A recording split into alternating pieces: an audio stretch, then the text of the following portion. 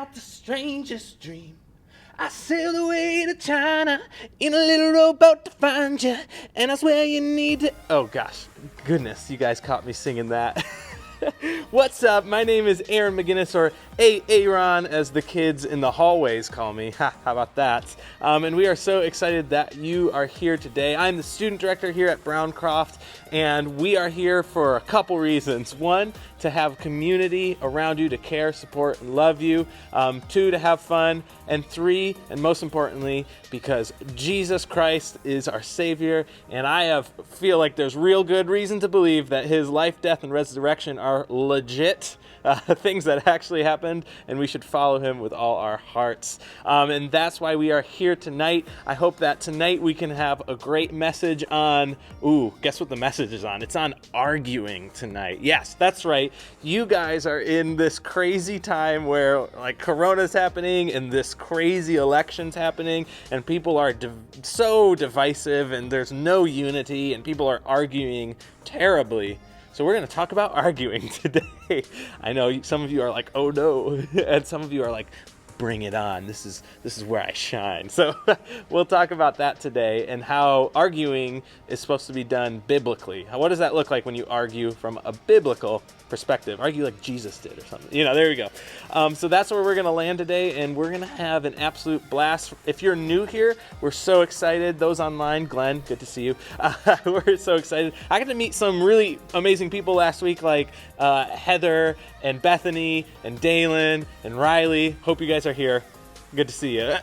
Anyways, just gems of humans coming into this youth group, and I love it. It's the best. We're going to get right to it, though. No need to just talk and talk and talk. The first thing is, kadoom, Flower City Work Camp. That's right, Flower City Work Camp is scheduled to happen this Easter, so in March. High schoolers, if you are in high school, you can sign up for Flower City Work Camp on November 1st. That's what it is. November 1st, you can sign up. And if you are a middle schooler, 7th and 8th grader, your date to sign up is December 1st. There's going to be limited spots. Things like overnights probably won't be happening. It's going to be a little different. Expect it to be a little different, but it should be a great way to serve our community. I'm excited for Flower City. I hope you are too. All right. I told you, we're flying through today. We're barely stopping. So it is time for my favorite segment, or at least my cat's favorite segment. It's time for Where's Zuko? All right, where is Zuko going to be today? Is he going to be A, asleep in a perfect ball? Is he going to be B, completely frozen like a statue? Or C, escaping into the outdoor bushes? A, B, or C? Online, put it in the chat. If you're in your room, start chattering yourselves. What do you think it's B? A, B, or C? Let's find out. Hey guys, I'm here at the house, and it turns out Zuko has turned into a statue. He just won't move. Like, he's just completely zoned. He won't move at all. Dude, statue Zuko. Like, what if I go in front of him? Oh, there it is. Okay. Yeah, that happened. He was like that for legit like 2 minutes, just frozen in time. I don't know what was happening. He is probably having visions of chasing mice or something. But for such an energetic cat, this was kind of funny for him. Awesome. Well, last week, if you remember, we learned about Senegal. We talked to Corey and Katie Garrett about their missions work in Senegal. Some of you learned about the differences between Islam and Christianity. Very interesting, am I right? But we also did a fun activity. You guys put a dot on a map to see where you thought Senegal, or Catherine, Senegal was. Where in the world is Catherine, Senegal? I don't know. Where is it? You guys gave us some answers. You slid them under the door, and I have them right here. So we have to announce a winner. Let's see. Okay, you guys are on the edge of your seats. This is for points too. So 10th grade girls, you thought here. It's a noble guess. Okay, so what is this? This is 9th grade boys. in Africa is where they're going with, so around here, like it. 6th grade boys, a very similar spot. So people are hitting Africa pretty good here. 7th grade girls, right there, Northern Africa. Okay. What else? 10th grade boys, down more mid to Southern Africa. Where is it? Where's Catherine? 6th grade girls, a little mid to Southern Africa.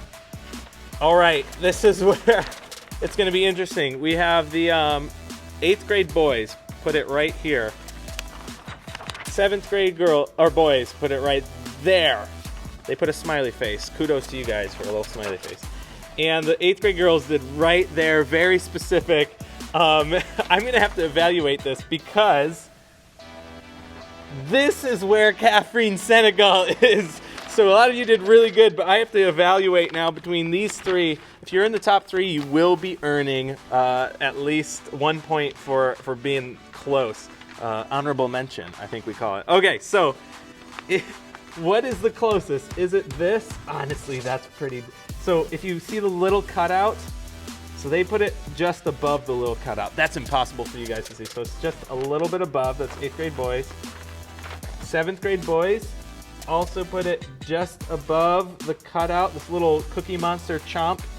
7th grade boys, nice. And the 8th grade girls. 8th grade girls are dead on the money. 8th grade girls right in the middle of this chop.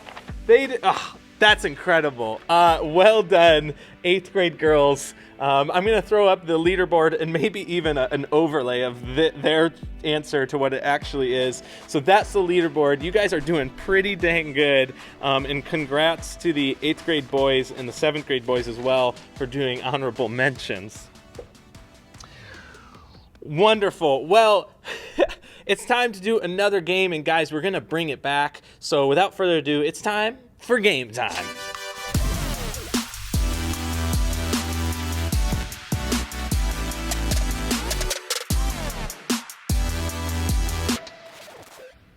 All right, we are going to be playing a game that we've already played called Spoiler Alert. That's right, you guys remember it. You made amazing Shoemageddon movie trailers, and you know what? It's time to run it back again. Leaders, you're going to be even better this time. So I'm going to give you a prompt. You guys are going to make a movie trailer or movie. Remember, it's really good if there's a conflict, maybe some characters, maybe even a resolution. I don't know, we'll see. Voiceover? I'll take it. So that's what we're going to be doing today. So leaders, get your phones ready. Put your thinking caps on because we're about to learn what our prompt is. Remember, you guys are going to use the prompt to make a movie trailer. Let's see what the prompt is.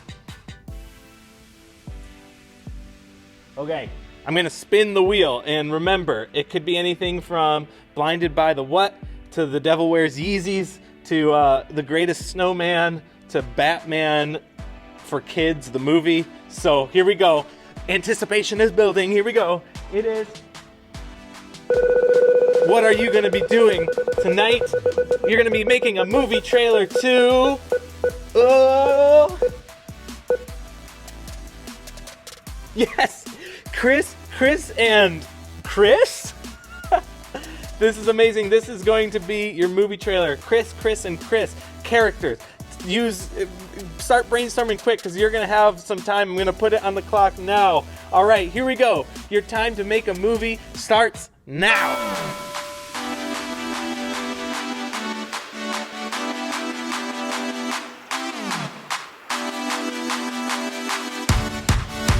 If you're online, I'm going to put something up on the screen that you can watch and observe. It's me as Zuko playing Among Us. Should be a fun time.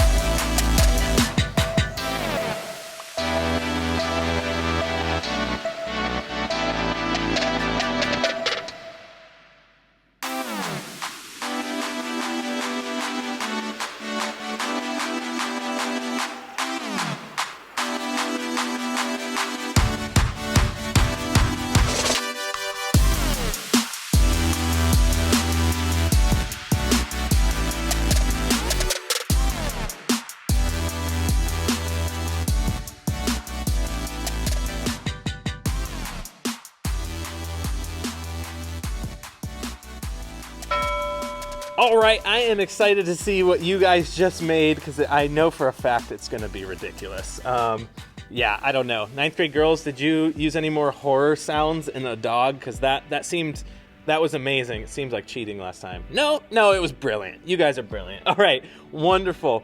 Well, we are going to transition now to a time of worship, and I want to bring attention back to our scribe pads. Oh, yeah. This is mine. I did some little, geometric shapes down here. Put my name, my signature on it. But I want to let you know that I have been loving these things. You can write or draw in them. Oh, I have like little, yes, here we go. We have the scribe pads. This is what the girls look like. This is what the guys look like. And you can draw like this, journal like that, or take some notes in it. As you can see, my sermon for the high schoolers today, I already doodled it all up. So it's wonderful. So use your scribe pads and seek. Again, that's what that Hebrew word is, to seek for God's truth. Let's take a breath and get ready for worship time.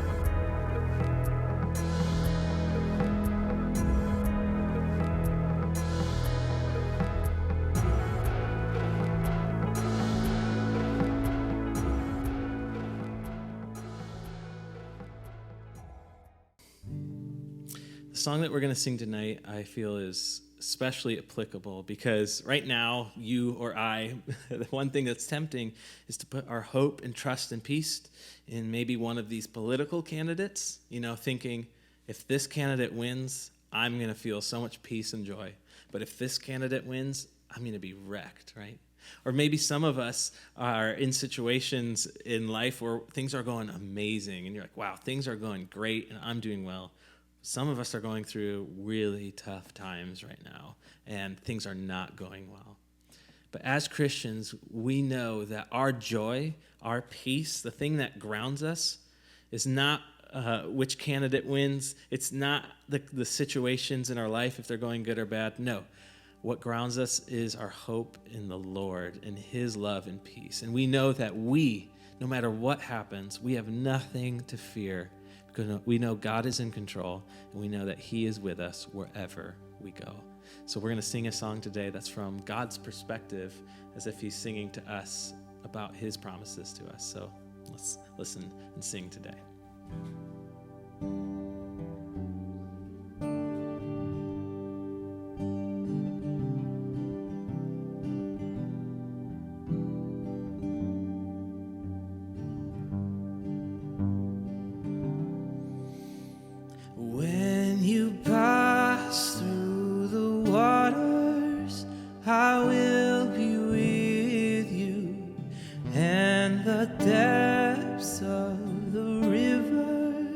Shall not overwhelm.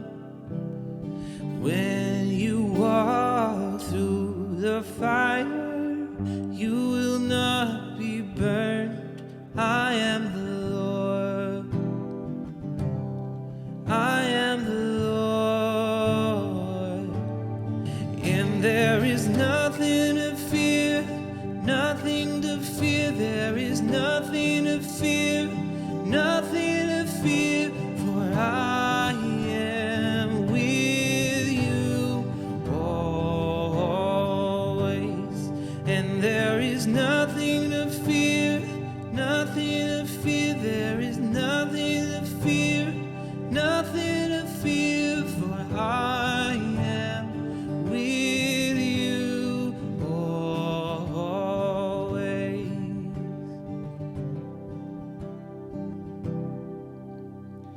In the depths of your sorrow, I went beside you.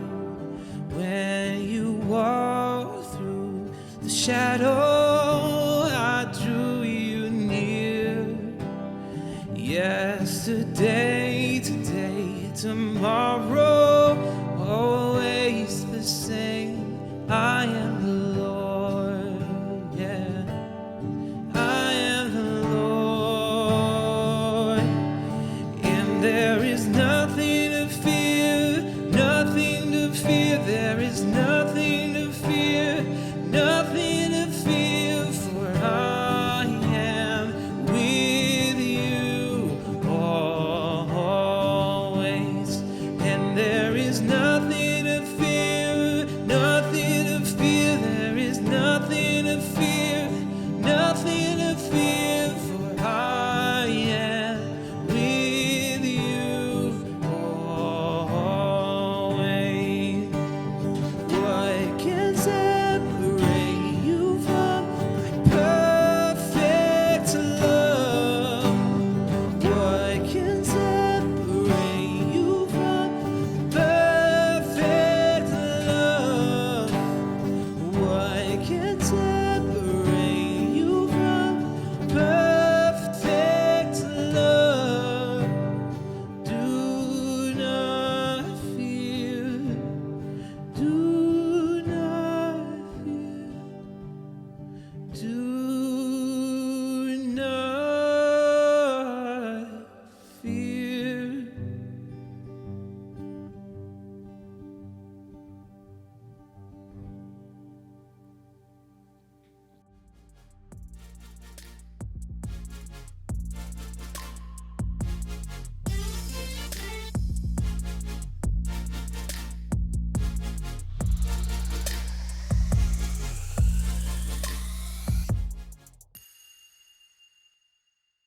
All right, high schoolers, it's time for Truth Time. And today we're going to do a one-off series called I Have Questions, and we're talking about arguing. So you guys are in the midst of maybe the most argumentative season I've ever known, right? This election, the trauma and the cultural wars going on right now. There's so much arguing, and it's so great.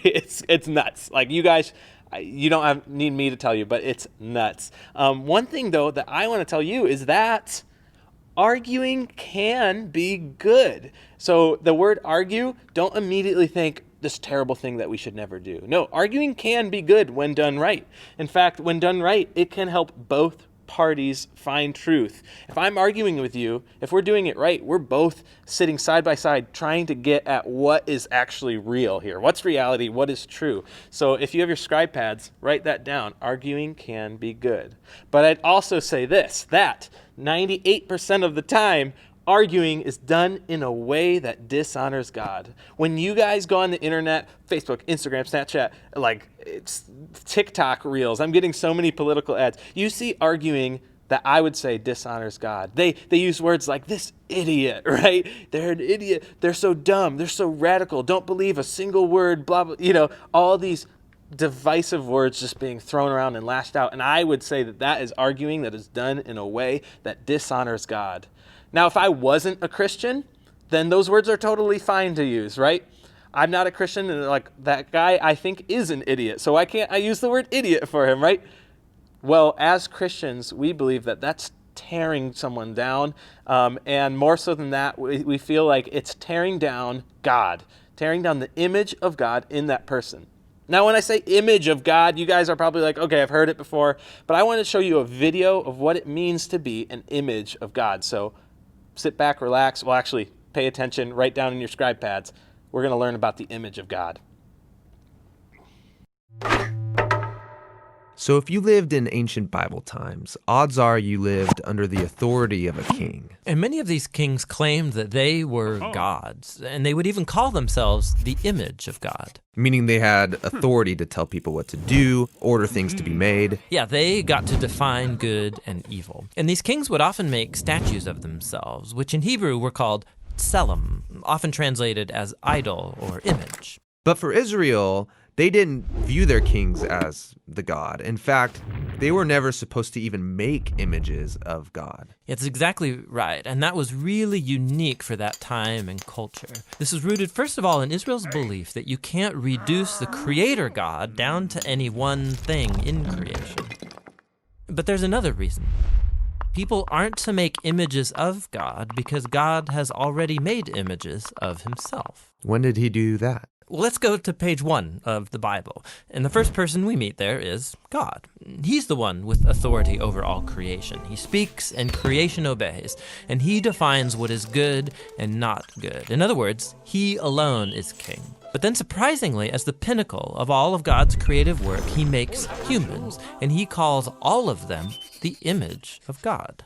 So he gives all humans the authority to rule. Exactly, that's what he goes on to say. He tells the humans to subdue the earth and to rule it. And so this task that once belonged only to elite kings is here in the Bible the task of every human being. This was a revolutionary statement in its day because all humans are being called to rule and to participate in the human project. So what does this mean? I mean, how are we all supposed to rule? So the picture we get in Genesis is gardening. Gardening? Yes, gardening. So they rule the earth by cultivating it, by harnessing all of the earth's raw potential and then making something more and new out of it. So growing food for each other. Yes, but that also includes growing families then, which become neighborhoods, and then they create communities where people are going to work and take care of each other and build businesses and cities that will expand to new places and so on. So ruling is really the day-to-day acts of our work and creativity. Yes, we take the world somewhere. This is humanity's divine and sacred task. Yeah, and this all sounds really nice. And humans have designed some pretty great things. But just as often we create things that cause a lot of suffering and a lot of injustice. So maybe we shouldn't actually be ruling. Yeah, so the Bible addresses this. In Genesis, what happens is that God gives humans a choice about how they're going to rule. So are they going to use their authority for the benefit of others, which is God's definition of good, or are they going to turn away and define good and evil for themselves and use their authority for self-advantage? And in the story, they choose to define good and evil on their own terms. And so this is the Bible's depiction of the human condition. So sometimes we pull off amazingly good stuff, but just as often, despite our best intentions, we act selfishly and we create evil in the world. And so we're stuck as mediocre rulers making a mess of things. But that's not the end of the story. So the Bible goes on and it makes this claim that all of this was resolved when God bound himself to humanity through Jesus. And he showed us what it looks like to truly rule as a human. So what does it look like? Well, Jesus ruled by serving and by seeking the best for others, by putting himself underneath them and loving not just his friends, but also his enemies. And that's not a typical way to rule. And not only that, Jesus confronted the consequences of all of the evil and the death that we have created by our messed up ways of ruling. And he takes it. I mean, he lets it kill him. And so when the New Testament writers looked back to Jesus' resurrection, they see a whole new future opening up for all humanity. Jesus is a new way to be human. Yeah, that's why they called Jesus the image of God, or the new human. And not only that, they also believe that Jesus' divine life and power is now available to heal and to transform us to become our life and power. And this sounds really nice, but what does it really look like? So practically, the Apostle Paul said it looks like people being filled by Jesus' own presence and spirit, filled with love and joy and peace and patience and kindness and goodness and integrity and gentleness and self-control. He says this is the new humanity that God wants to create in us so that we become people in whom God's image is being restored, people who will move the human project forward. And that's actually how the story of the Bible ends. It's a renewed world where God is on his throne and his servants are all around him, but they're the ones ruling over this new world, taking it into new, uncharted territory with Jesus as their healer and their guide.